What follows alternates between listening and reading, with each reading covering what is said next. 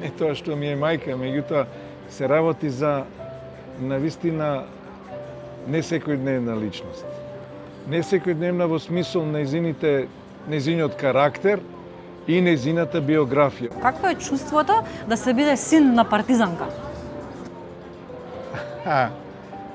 Па не знам, на некој начин мене ме импонира што сум нејзин син, бидејќи за нејзе е многу пишувано, многу е зборувано и тоа во текот на целиот нејзин живот. Таа беше актуелна од вклучување во партизанското движење и комунистичка партија практично до крајот на нејзиниот живот. Што да ви кажам? Ни мене не ми е јасно како издржала.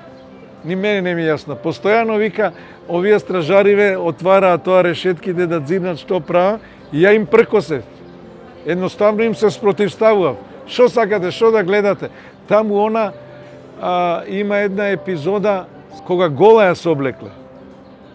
Сосем гола, ама жена, нормално, па со шмрк ја миеле, не знам што таму. И таа дури по гениталиите ја фаќала. И ова земала ја турнала оваа, се спротивставила. Сега пустила лебот, спомнавте, оно лебот правила... Војниците ги правела? Да, ама не, она рекла што правите, вика, ние сме армијата на генерал Маркос.